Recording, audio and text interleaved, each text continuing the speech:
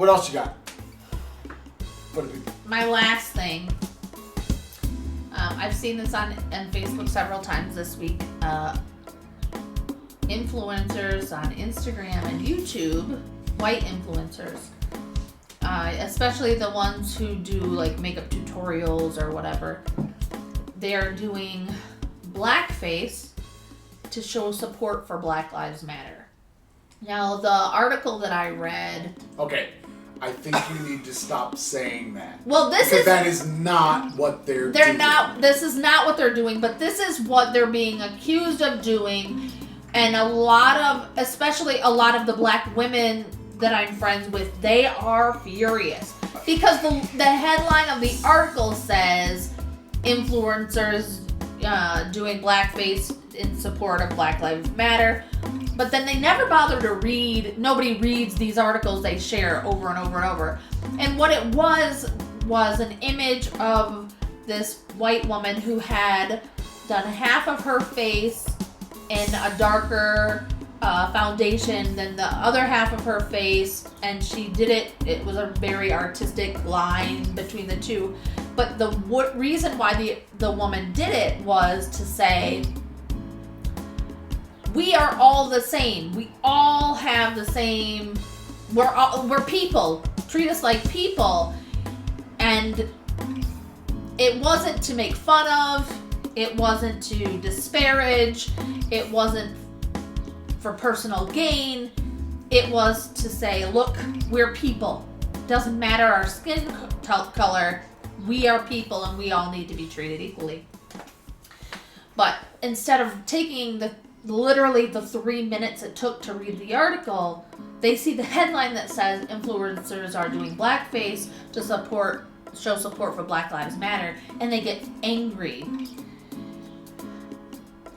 I'm kind of torn in this because I understand what the influencers are trying to do, but I don't know if the influencers understood how it would be perceived in the black community. I think the problem is, like, especially with makeup artists, they shouldn't have done anything. Why? Because it's always, how would you show support for Black Lives Matter as a non-black person and a makeup artist? Where else does your mind go? How else would you do that? Write it on your face? I mean, they have, yes. But other than writing words on your body, how else are you going to do that? And if you make yourself look black, everybody's going to say you do it like this and give yourself a big afro and make your skin look brown. Yeah, but then that's the same problem. You're going to have the same reaction to it. Yes, they are. If you're not going to get around... Look, man, everybody wants to be black until the cops got the gun out. Yeah. One thing I've been seeing... Stop trying to be black. Yeah. Be good at being white. Because you ain't gonna be black. I mean, there's a whole idea of... If you would like to read about this, you can read about it in a book called Black Like Me, where a white man goes and literally becomes black and then goes into places as a black man. Read that book. If you don't like to read, there are actually... If you don't like to read, damn it, I'm an English teacher. Read that shit. Yeah. There are videos of that same experiment. Yeah, but... And the reverse. He didn't take it off often. The guy who does... He lives it. It's the only thing that I know of where somebody actually lives as a black person for a time. But understand that, I guess this is the problem I think that Malcolm dealt with. How do you deal with white folks who want to be a positive influence inside of a movement? Excuse me. But you know, just by their very presence, they're going to be a negative influence. Right. They don't have to say anything or do anything, but the fact that they're there, all of a sudden, in some ways, it may delegitimize what you're trying to do. Like our friend, just just by being married to a white person, all of a sudden you have no voice. Yeah. I mean, there are all these other things that people throw into this that really don't matter. I mean, honestly, if we're marching from here to there, which, trust me, I'm not big on the marching, but let's say we're marching from here to there, I want people to yell and scream and bring attention to the thing that we're there to bring attention to. Right. And I want as many people as I can get. And it's not going to be all black folks when it comes to Black Lives Matter. It's going to be as many other people of all different ethnicities so that we can show that there are people in all of these groups that believe the same thing we believe. Why don't you? Right. But the problem is people want to help and be a part of something, but then they do something where, like, this one picture I have in front of me from the story you're talking about, where this girl is in blackface. Yes. And then all of a sudden, it's like, that does not say what you want it to say, right, because there's a lot of cultural, historical baggage that comes with that. Now, the picture of I think it's a woman, yeah, who's put a line down the middle of her body. Now, that's something, now you're trying to say something different. Yes. Now you're talking about universality. But just to cover all your skin and put on an afro, blackface, then you're not doing the same thing. So now we're talking about, like, how you get your message across. What is it that you're trying to say, and how do you depict it? Some things are going to be received well, the other things are not. Right. And there are black people that look like Europeans. That's the thing. No. Look like Europeans. Black folks that have European features. Oh, absolutely. Yeah. And there are dark-skinned people in, like, India that have long, straight hair. That I don't think people understand that black folks in the world look like everybody. Yes. Yeah. You see, so you don't really have to change anything. Now you have to say and do what makes sense for that particular movement. If you're talking about women, if you're talking about black folks in America, if you're talking about black folks worldwide, if you're talking about whatever your particular issue happens to be, that's the thing that basically it's going to be in writing and it's going to be in speaking. It's not going to be in what you wear. Because if you try to make it about skin color, black folks go from his skin color to the darkest, like my shirt skin color. There is no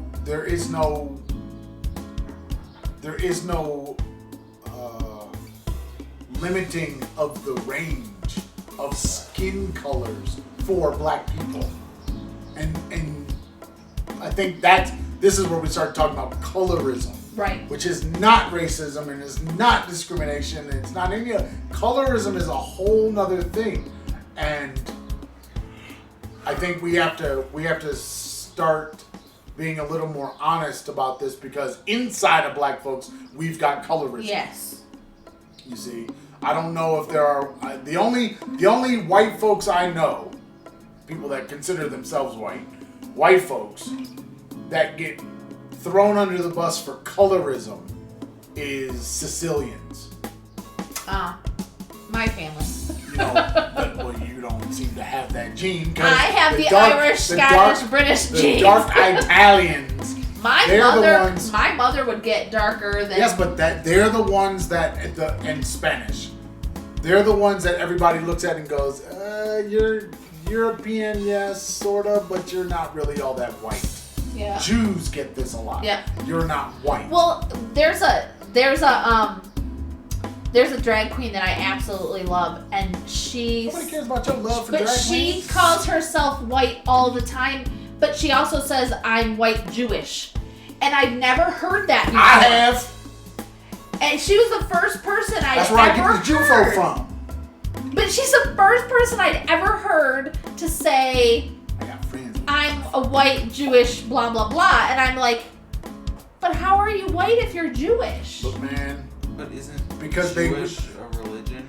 You can be white and No, be Jewish is an but not- ethnicity. But if you're Because it follows the From- mother and that it becomes an ethnicity. It's not merely a religion. And the religion is Judaism, not Jewish. doesn't that have to go back to Israel if it's your Did you say ethnicity? go back to? Right, you're What does like that mean? your family, like a parent or a grandparent. Mom, grandmom. It's all mothers. What if that isn't a thing? I don't understand your question at all. Speak to the people.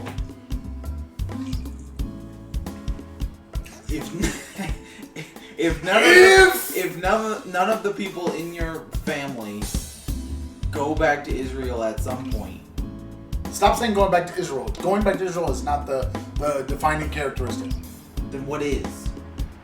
Being Jewish. But Your isn't mother that being Jewish. Making you Jewish. But if your mother and your father aren't Jewish, Then you're not Jewish.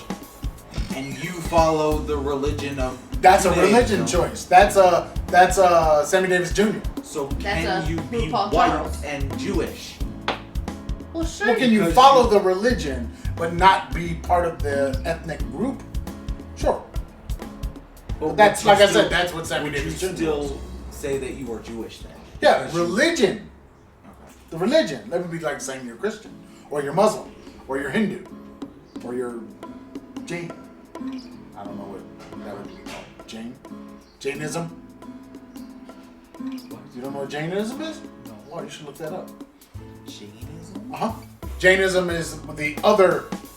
You have Buddhism, Hinduism, and Jainism in India.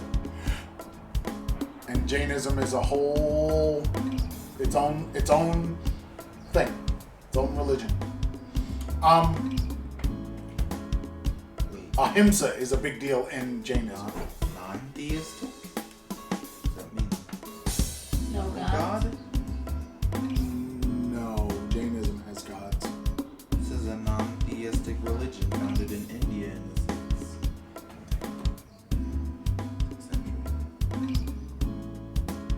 And Brahmanism, which is another religion. Instead of Israel, you can say Middle East. No. That's what it says. What are you talking about? The ethnic group that is considered What's Jew, considered? the Jewish, are from the Middle East in the 2nd millennium. Yeah, but you're okay, but there. I don't think there's a Jewish ethnicity outside of its religion. The people you're talking about are the people that go back to the people that were liberated from Egypt. This says You're talking about a specific group of people. This says Jews originated as an ethnic and religious group in the Middle East during the 2nd millennium BC. That's nice, but you're really only talking about a very, very specific people. Held in captivity in Egypt, wandering around the sand, 10 Commandments, all that stuff. Those all that people, stuff. I've seen the movie. those people, very specific because there's a whole lot of other people around, and they're avoiding them and fighting against them and the whole nine, and then getting captured and being held in captivity. So, I all I'm saying is, I guess this thing with, I guess there's this big thing about blackface, and you guys can go and watch Bamboozled and try to understand your feelings with blackface and where it comes from and why it exists. Well, I think that's part of the problem with the influencers is that they're doing this thing without any historical reference. They don't know where it comes from. They don't know why But they're it was young. done. Yeah, but that doesn't mean that they're young. They have the internets just like we do. But see, that's just it. They could look this shit up. Am I going to cause... In your schools, did you ever get taught about minstrelsy? No, But it was in your movies. Only reason I learned about that was because I took theater classes. I was in plays and... But not in your regular, like, history classes. No. But it's part of American history. Very much a part of American history when it comes to entertainment, media, like the Ringling Brothers, the Barnum and Bailey, all of the stuff of how do we consume entertainment, what is entertaining, you know, from King Kong, which is racist, all the way through. I mean, all of the different ideas we took as this is just a film. Yeah. But no, it really wasn't. It wasn't. You know, the hairy lady that had the beard, and you know, these were groups of people that were being exploited. I saw a thing, what was it? A couple days ago, where a guy that when the it was yesterday. Yeah, the God thing. Oh no, it was the volcano thing. The volcano thing. Sorry. They all. Where, you know, one guy who was a prisoner in a solitary cell survives the pyroclastic flow from this exploding volcano, and he's now Pele, right? I think so. Yeah, it was Pele. And he's now in as entertainment. Yeah. For people in the U.S. as a survivor of that thing. Yeah, I mean, he was badly burned on his back, but he was the sole survivor in the entire volcano eruption. So, I mean, I guess, I don't know. I think we need to be honest. I think that's the biggest thing how right we here. teach the history. Yeah. We're not being taught in honesty in our history. We're constantly trying to cover it up and make it more palatable, when the truth is it's mostly just violent and ugly and horrid and just ridiculously offensive to us now. But it could be all the opposites of those things. It could be. That's not the only history. I know. See, the problem is, I think the problem is people are doing exactly what you just did. They are picking the side that they want to tell to promote their version of what should be told, as opposed to just telling the whole thing. Well, I remember when we were in Thailand and I was teaching world history, or I was teaching American history, and we got to a point where we had to talk about the bombing of Japan. And the students were really, especially the Asian students, were really surprised that I was so against that. I didn't say, oh, this was a good thing that we did this. I talked about the horrors of what happened and how we've never done it again, and no one should ever do it again, and blah, blah, blah. But when we had our class discussion about the text, the students were really surprised that I didn't agree that this should have been done, that this was okay to do to people. And I remember thinking, why would I, as a teacher, try to put a positive spin on that? Why wouldn't I just say, these are the facts, this is what happened, this is how I feel about it, but these are the facts of the situation? Why would I try to sugarcoat it?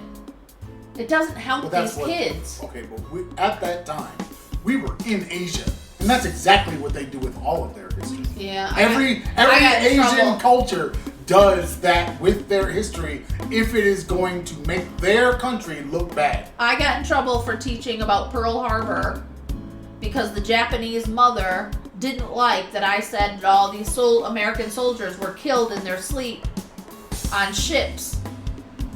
And the Japanese student went home and said, "Mom, why did we do this?" And she said, "Oh, we didn't. We sent them a note saying that we were gonna bomb you at this time and this day." And so Why everybody would you send a note? Everybody was removed. And I'm like, how did they send a What would be the note? point of bombing? Right. If They you're could gonna just warn people, everything. Yeah. why would you send a note? Because if I'm gonna attack you on the sneak tip, I'm not gonna tell you first. Right. It's like That's just psycho. It's like, hey, I don't like you.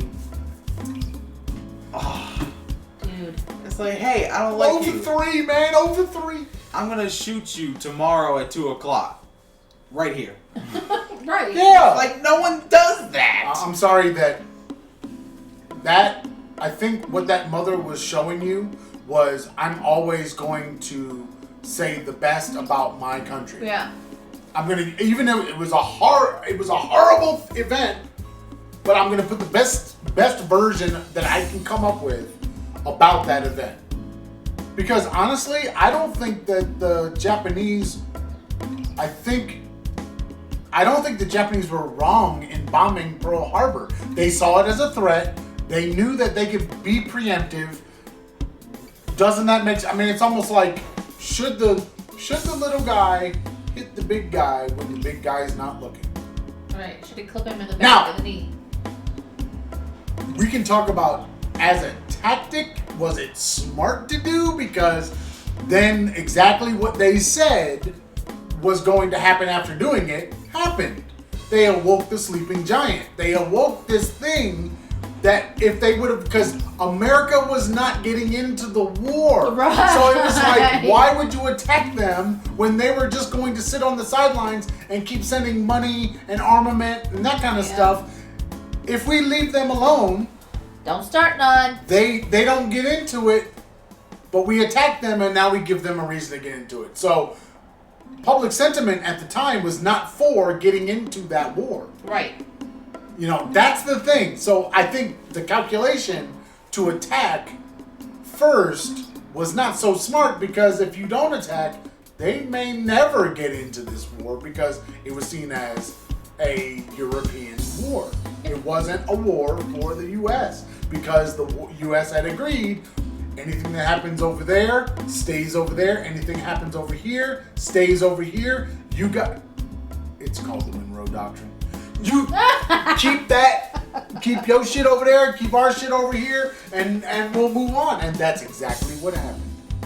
And there was a groundswell of people saying, we need to get in, we need to help Europe, we need to help them as our allies or as our friends, because I don't think they were allies yet. But, so, we can argue that. But, did it happen? The honesty of, were people asleep when they were being attacked? Well, of course. Yeah. Were they 6 a.m.? told beforehand? Hell no. Well, and why would you do that? That's like, you know what?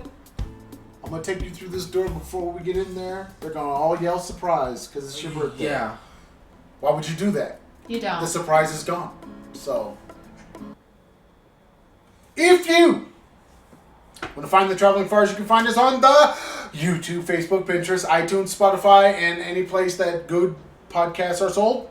If you like the Instagram or the Twitters, you can find us at Traveling Fars.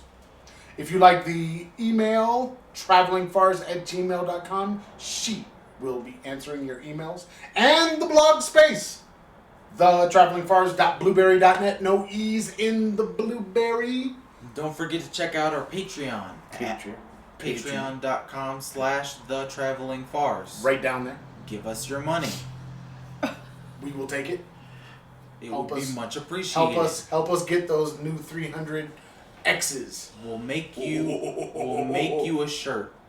And I think I need a new Blackmagic pocket cinema camera. Yeah, but you can't. 6K. You can't get the Da Vinci. You said. Oh, I'm gonna need a new computer anyway. You and me both. Yeah, your shit is exploding, slowly exploding. It's like the explosion that's happening in slow mo. You always give your computer to Keegan. Or just take Keegan's. Well, don't take hers because she has no NVIDIA anything. You wouldn't be able No, to no, play. I don't want it. Oh. But the mommy Oh would yeah, use it. mommy, you probably need it because. Say goodbye to the people. Bye, I didn't say people. peace.